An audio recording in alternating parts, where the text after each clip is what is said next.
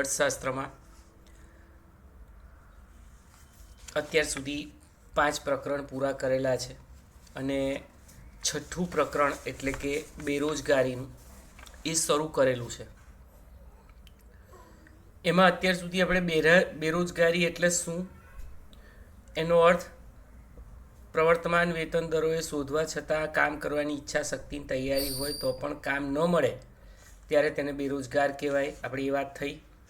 ત્યાર પછી શ્રી રાજકૃષ્ણ સમિતિએ બેરોજગારીનું સ્વરૂપ જાણવા માટે, પ્રકારો જાણવા માટે જે 4 પરિબળો, માપદંડો, ક્રાઇટેરિયા આપ્યા એની આપણે વાત કરી, જેવા કે સમય, આવક, સંમતિ અને ઉત્પાદકતા. વિદ્યાર્થી મિત્રો, આજે આપણે જે વાત કરીએ છીએ એ બેકારીના પ્રકારોની વાત કરીએ છીએ. બેરોજગારીના પ્રકારો, ગમે તે એક પ્રકાર 3 માર્કની ટૂંકનોટ સ્વરૂપે પૂછાય છે. આપણે વાત પહેલેથી કરીએ સંપૂર્ણ બેરોજગારી. સંપૂર્ણ બેરોજગારી એટલે શું? એનું બીજું નામ છે ખુલ્લી બેરોજગારી, ખુલ્લા બેરોજગાર. જે વ્યક્તિ પ્રવર્તમાન વેતનના દરે રોજગારી મેળવવા માંગે છે અને સાથે સાથે જરૂરી લાયકાત પણ ધરાવે છે. યાદ રાખજો, he or she is qualified for the particular job, પરંતુ તેમને બિલકુલ રોજગારી ન મળતી હોય તો તેઓ સંપૂર્ણ અથવા ખુલ્લા બેરોજગાર કહેવાય. ત્યાં 1 માર્ક લખી દેજો. સંપૂર્ણ બેરોજગારી એટલે શું? આખી ટૂંકનો 3 માર્કની, ખાલી આ વ્યાખ્યા 1 માર્ક્સની. નોર્મલી આપણે જોઈએ તો જે દેશમાં શ્રમનો પુરવઠો ઝડપથી વધતો હોય, એટલે કે વસ્તી વૃદ્ધિનો દર ઊંચો હોય અને શહેરીકરણની પ્રક્રિયા પણ ઝડપથી થતી હોય, અર્બનાઇઝેશન એટલે કે ગ્રામીણ વિસ્તારમાંથી શહેરી વિસ્તારમાં સ્થળાંતર થતું હોય, ત્યાં આવી સંપૂર્ણ બેરોજગારીનો વૃદ્ધિ દર ખૂબ ઊંચો જોવા મળે છે. આ પ્રકારની બેરોજગારી ગામડા કરતાં શહેરોમાં વધારે હોય છે, જેમાંના મોટા ભાગના ખુલ્લા બેરોજગારો ગામડામાંથી શહેરમાં કામની શોધમાં આવેલી વ્યક્તિઓ જ હોય છે. સંપૂર્ણ બેરોજગારીનો ભોગ સામાન્ય રીતે શિક્ષિતો અને તાલીમ વગરના વ્યક્તિઓ વધારે બનતા હોય છે. શિક્ષિત એટલે શું? જેનામાં લખવા વાંચવાની ક્ષમતા છે, એ શિક્ષિત. તો એવા લોકો જે છે એ આનો ભોગ વધારે બને છે. સંપૂર્ણ બેરોજગાર વ્યક્તિઓ કામ કરી શકે તેમ હોવા છતાં પણ એ લોકોને કામ નથી મળતું, એટલે એમને આપણે સંપૂર્ણ બેરોજગારીમાં ગણીએ છીએ. તેઓ કામ કરી શકે એવા હોય છે.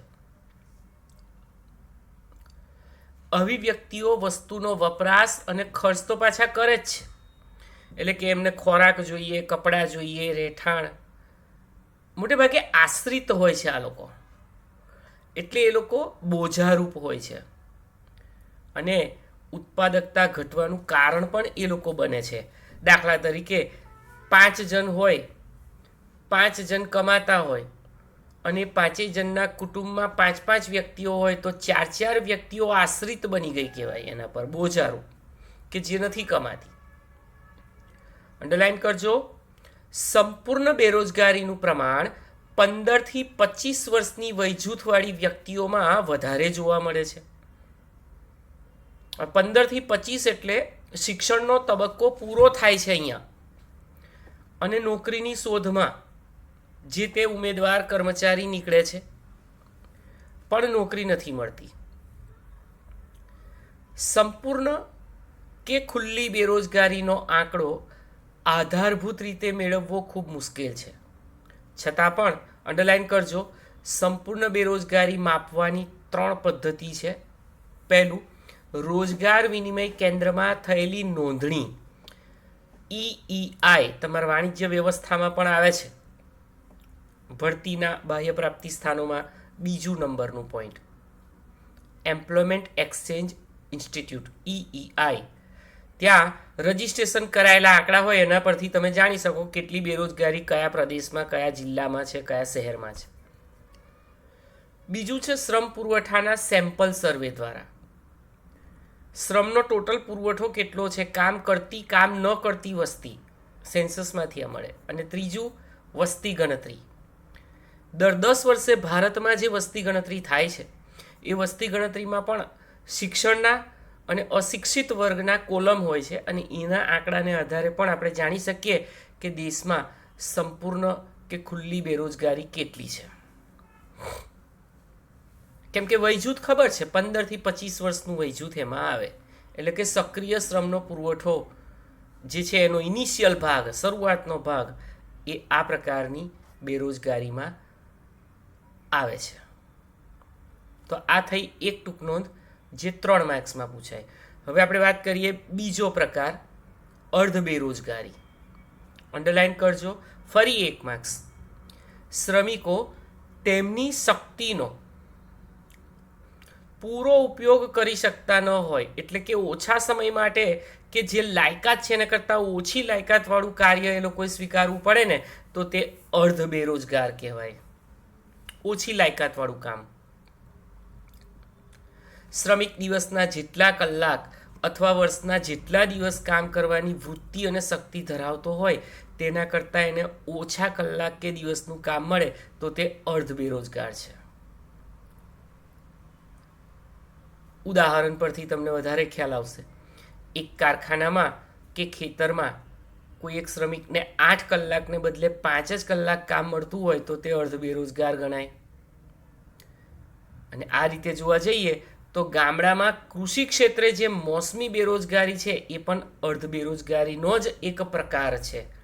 મોસમી બેરોજગારી. કારણ કે ખેતી ક્ષેત્રે રોકાયેલ શ્રમિકને વાવણી, લણણી એટલે કાપણી, ક્રોપ તૈયાર થાય પાક અને પછી એને જે કાપવાનો હોય એ મોસમમાં જ કામ મળે. બાકીના સમયમાં તો એ લોકોએ કામ વગર બેસી રહેવું પડે છે. અને ભારતની ખેતીની વાત કરીએ તો એ તો વરસાદી ખેતી છે, આકાશી ખેતી. સિંચાઈની સગવડો પણ ઓછી, એટલે ખેતી ક્ષેત્રે આવી મોસમી બેરોજગારી સવિશેષ જોવા મળે છે. તેવી જ રીતે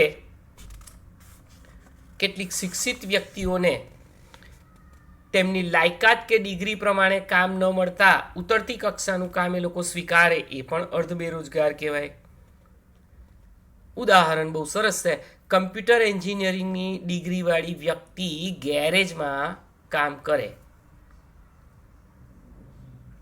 તો એ પણ અર્ધ બેરોજગારીનો જ એક પ્રકાર ગણાય. તો વિદ્યાર્થી મિત્રો, આપણે 3 માર્ક્સના 2 ટૂંકનો પ્રકારના પ્રશ્નો જોયા. એ બંનેમાં 1 માર્ક્સની વ્યાખ્યાઓ ખાસ યાદ રાખજો, કેમ કે પરીક્ષામાં આ વ્યાખ્યાઓ ખાસ પૂછાતી હોય છે. હવે પ્રચ્છન્ન બેરોજગારી, મોસ્ટ ઇમ્પોર્ટન્ટ. ડી વિભાગ 3 માર્ક્સ, એવું લખી રાખો ચોપડીમાં. પ્રચ્છન્ન બેરોજગારી. આને આપણે ગુપ્ત અથવા છુપી બેરોજગારી પણ કહીએ. આ પ્રકારની બેરોજગારી ભારત જેવા વિકસતા દેશમાં ખૂબ વધારે જોવા મળે, યાદ રાખજો. એનો અર્થ આપેલો છે. કોઈ એક વ્યવસાયમાં પ્રવર્તમાન ટેકનોલોજીના સંદર્ભમાં જરૂરી હોય એના કરતાં વધારે શ્રમિક રોકાયેલા હોય. હવે આ શ્રમિકોને જો ખસેડી લેવામાં આવે ને તો પણ કુલ ઉત્પાદનમાં કોઈ ફેરફાર ન હોય તો તે પ્રચ્છન્ન બેરોજગાર છે. એટલે કે ઉત્પાદનના સાધનો, ઉત્પાદનની ટેકનિક આપેલી હોય અને અતિવસ્તી ધરાવતા વિકસતા દેશના ખેતી ક્ષેત્રમાં વિશેષ પ્રમાણમાં શ્રમની સીમાંત ઉત્પાદકતા જે છે શૂન્ય છે, તો તેવા દેશોમાં પ્રચ્છન્ન બેરોજગારી પ્રવર્તે છે એમ કહેવાય. આ અર્થ મુજબ તો આપણે એવું પણ કહી શકીએ કે છુપા બેરોજગારની સીમાંત ઉત્પાદકતા શૂન્ય હોય છે. વિદ્યાર્થી મિત્રો, હું બોલું છું, તમે લખી લો એની એક સરળ અને નાની વ્યાખ્યા. પ્રચ્છન્ન બેરોજગારી એટલે શું? રેડી? ઓકે, ચલો બોલું છું. વ્યક્તિ દેખીતી રીતે શ્રમ કાર્યમાં રોકાયેલી હોય વ્યક્તિ દેખીતી રીતે શ્રમ કાર્યમાં રોકાયેલી હોય પરંતુ સીમાંત ઉત્પાદકતામાં તેનો ફાળો શૂન્ય હોય પરંતુ સીમાંત ઉત્પાદકતામાં તેનો ફાળો શૂન્ય હોય તેવી વ્યક્તિને પ્રચ્છન્ન બેરોજગાર કહે છે. તેવી વ્યક્તિને પ્રચ્છન્ન બેરોજગાર કહે છે. અને એ જે ભોગવે એ પ્રચ્છન્ન બેરોજગારી, એને છુપી બેરોજગારી, એને ગુપ્ત બેરોજગારી પણ કહેવાય. અને યાદ રાખજો, ભારતમાં સતત વસ્તી વધતી ગઈ છે એટલે રોજગારી માંગનારાઓની સંખ્યા પણ વધતી જાય છે. પરંતુ દેશમાં ખેતી સિવાયના અન્ય ક્ષેત્રોનો અપૂરતો વિકાસ છે એટલે રોજગારી માંગનારી વસ્તી જે છે ને એ કૃષિ ક્ષેત્ર પર જ નિર્ભર થાય છે, આધાર રાખે છે, એટલે ભારણ વધતું જાય છે. હવે આ વધારાના શ્રમિકોને જો ખેતી ક્ષેત્રમાંથી ખસેડી લેવામાં આવે ને તો પણ ખેત ઉત્પાદકતાનું પ્રમાણ ઘટતું નથી. આ વધારાના શ્રમિકોની સીમાંત ઉત્પાદકતા શૂન્ય હોવાથી આ શ્રમિકોને પ્રચ્છન્ન બેરોજગાર કહી શકાય. માત્ર ગ્રામીણ વિસ્તારમાં જ જોવા મળે એવું નહીં, શહેરોમાં પણ ઔદ્યોગિક અને વેપારી ક્ષેત્રે આવી પ્રચ્છન્ન બેરોજગારી જોવા મળતી હોય છે. સામાન્ય રીતે જે વ્યવસાયમાં શ્રમ કાર્ય કુટુંબ દ્વારા થતું હોય, શ્રમિકોને વેતન નાણાકીય સ્વરૂપમાં ન ચૂકવવામાં આવતું હોય ત્યાં પ્રચ્છન્ન બેરોજગારી વિશેષ પ્રમાણમાં જોવા મળે છે. એટલે કે શ્રમિકો કુટુંબના સભ્યો જ છે, બધા ભેગા મળીને કામ કરે. હવે એ એવું કામ કરે કે જ્યાં 3 જણની જરૂર છે પણ 5 જણ રોકાયેલા છે, તો 2 જણ છુપા બેરોજગાર. સરસ ઉદાહરણ છે ખેતી ક્ષેત્રનું. તમે 3 માર્ક્સની ટૂંકનો ડી વિભાગમાં પૂછાય ને તો ઉદાહરણ સહિત આખો મુદ્દો તમારે સમજાવવાનો કે પ્રચ્છન્ન બેરોજગારી ગ્રામીણ વિસ્તારમાં પણ જોવા મળે અને શહેરી વિસ્તારમાં પણ જોવા મળે. ધારો કે 10 હેક્ટર જમીનનો ઇષ્ટતમ ઉપયોગ, વધુમાં વધુ ઉપયોગ કરવામાં આવે તો 5 શ્રમિકોને રોજગારી પૂરી પાડી શકાય. પણ અન્ય સ્થળે કામ ન મળે તેમ હોવાથી કુટુંબના બીજા 3 સભ્યો પણ આ જ ખેતરના કામમાં જોડાય, પણ એનાથી ખેતરના કુલ ઉત્પાદનમાં કોઈ વધારો નથી થતો. તો આ વધારાના 3 જે સભ્યો છે એ પ્રચ્છન્ન બેરોજગાર છે. આવા શ્રમિકો બેકાર ન દેખાય પણ સીમાંત ઉત્પાદકતા એમની શૂન્ય હોય. સીમાંત ઉત્પાદકતા એટલે શું? વધારાના એક શ્રમિકના રોકાવાથી કુલ ઉત્પાદનમાં થતો ફેરફાર એટલે સીમાંત. તો એ પ્રચ્છન્ન બેરોજગાર જ ગણાય. દાખલા તરીકે એક ખેડૂત છે, એના 4 દીકરા છે. હવે 4 દીકરા ખેતી કરે છે અને વાર્ષિક ઉત્પાદન એમનું 5 લાખ રૂપિયાનું છે ખેતી ક્ષેત્રમાંથી. હવે જો એના 4 દીકરાઓમાંથી 3 દીકરાઓને ખસેડી લેવામાં આવે અને શહેરમાં મોકલી દેવામાં આવે કે અન્યત્ર મોકલી દેવામાં આવે તો પણ એક ખેડૂતનું વાર્ષિક ઉત્પાદન જે છે એ 5 લાખ રૂપિયા જ રહે. એનો સીધો અર્થ એ થયો કે પેલા 3 જે સભ્યો ખસેડી લીધા એ કેવા હતા? પ્રચ્છન્ન બેરોજગાર. તો આ ઉદાહરણ પણ તમે લખી શકો. પ્રચ્છન્ન બેરોજગારી એટલે શું? વ્યક્તિ દેખીતી રીતે શ્રમ કાર્યમાં રોકાયેલી હોય પરંતુ સીમાંત ઉત્પાદકતામાં એનો ફાળો શૂન્ય હોય. ત્યાર પછી ચોથો પ્રકાર ચક્રીય બેરોજગારી. હવે આ ચક્રીય અને ઘર્ષણજન્ય આ 2 પ્રકારો જે છે એ વિકસિત દેશોમાં જોવા મળતા બેરોજગારીના પ્રકારો છે મિત્રો. મૂડીવાદી અર્થવ્યવસ્થામાં મૂડીરોકાણ કરનાર અને બચત કરનાર બંને અલગ અલગ હોવાથી અવારનવાર ઇમ્બેલેન્સ અસમતુલા થાય છે. ક્યારેક તો આખા અર્થતંત્રમાં તેજી અથવા તો મંદી ચાલ્યા જ કરે. હવે તેજી થાય, તેજીના વાતાવરણમાં મૂડીરોકાણ, ઉત્પાદન, આવક, રોજગારી આ બધું જ વધી જાય. જ્યારે મંદી હોય તો એનાથી ઓપોઝિટ, ચીજવસ્તુ સેવાની માંગ ઘટે અને અસરકારક માંગના અભાવે ઉદ્યોગોએ ઉત્પાદન ઓછું કરવું પડે, કેટલીક વાર તો બંધ કરવું પડે ઉત્પાદન એકમ, અને શ્રમિકોને કામ પરથી છૂટા કરવા પડે. અને આ મંદીના વાતાવરણને કારણે બેરોજગારી સર્જાય. બસ એને ચક્રીય બેરોજગારી અથવા મંદીજન્ય અથવા વ્યાપાર ચક્રીય બેરોજગારી તરીકે ઓળખવામાં આવે. વિદ્યાર્થી મિત્રો, અંડરલાઈન કરો. ઈસવીસન 1929-30માં અમેરિકામાં જે મહામંદી આવીને એની અસર ઘણા બધા દેશોમાં જોવા મળી. આને વૈશ્વિક મહામંદી કહેવાય. ત્યાં લીટી દોરો, પૂછાય છે 1 માર્ક્સમાં. વૈશ્વિક મહામંદી, પાન નંબર 69 ઉપર બીજો પેરેગ્રાફ. વર્તમાન સમયમાં ક્યારેક અમેરિકા, ઇંગ્લેન્ડ જેવા વિકસિત દેશોમાં પણ આવી બેરોજગારી સર્જાય છે.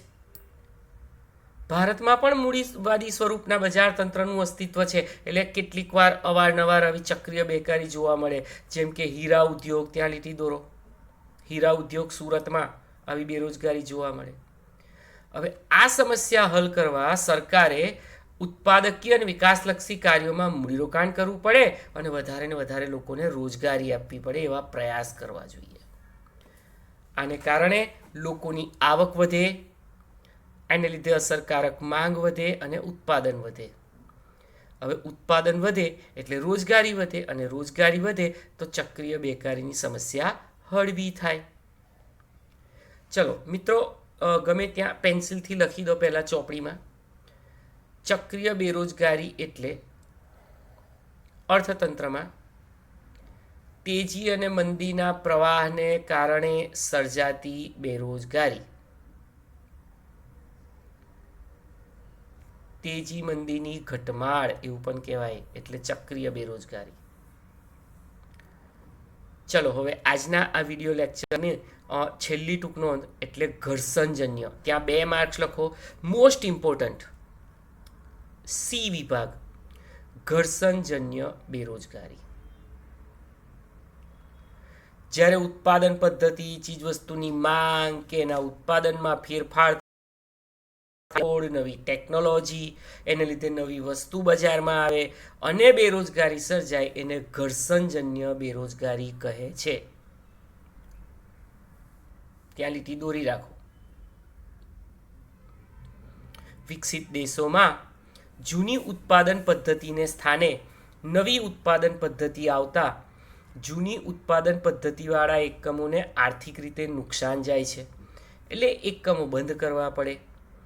હવે એમાં રોકાયેલા શ્રમિકો નવી પદ્ધતિ સાથે મેચ ન થાય, અનુરૂપ કાર્ય ન શીખે ને ત્યાં સુધી એ લોકોએ બેકાર રહેવું પડે, અને નવી પદ્ધતિનું કામ શીખી પછી એ લોકો રોજગારી મેળવે. એટલે જ ઘર્ષણજન્ય બેરોજગારી ટૂંકા ગાળાની બેરોજગારી છે. ખાસ વિકસિત દેશોમાં વધારે જોવા મળે.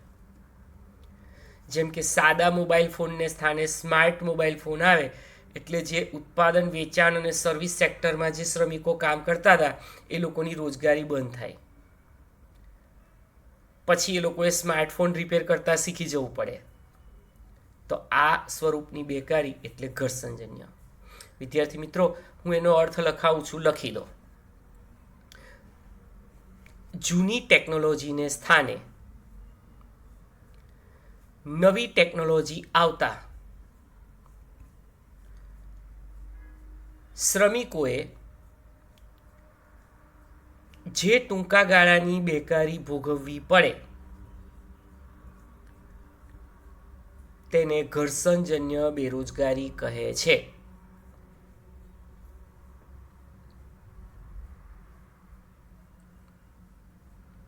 ઉદાહરણ: સાદો mobile phone, smart mobile phone, પછી સાયકલ રિક્ષા, ઓટો રિક્ષા, 3 વ્હીલર ટેમ્પો, આ બધા ઉદાહરણ. ટાઈપરાઇટરની જગ્યાએ કમ્પ્યુટર, તો ટાઈપરાઇટર કરનારાઓએ કમ્પ્યુટર શીખવા પડે, એના પ્રોગ્રામ શીખવા પડે, તો જ કમ્પ્યુટર ઓપરેટ કરી શકશે, અને એટલે જ એ લોકો ટૂંકા ગાળા માટે બેકાર પડે. એને ઘર્ષણજન્ય બેરોજગારી કહેવાય. આ બેરોજગારી ટૂંકા ગાળાની હોય છે અને વિકસિત દેશોમાં જ જોવા મળે છે. તો વિદ્યાર્થી મિત્રો, આજે આપણે બેરોજગારીના 5 પ્રકારોની ચર્ચા કરી. સંપૂર્ણ બેરોજગારી, અર્ધ બેરોજગારી, પ્રચ્છન્ન બેરોજગારી, ચક્રીય બેરોજગારી અને ઘર્ષણજન્ય બેરોજગારી. તમારે હોમવર્કમાં આ 4 ટૂંક નોંધો લખી દેવાની. સ્વાધ્યાયમાં એને રિલેટેડ ડી વિભાગમાં એટલે ચોથા પ્રશ્નમાં આપેલા જ છે પ્રશ્નો, તો એ પ્રમાણે એ ઓબ્જેક્ટિવ અને ટૂંક નોંધ પ્રકારના પ્રશ્નોત્તર લખી દેવાના. Thank you.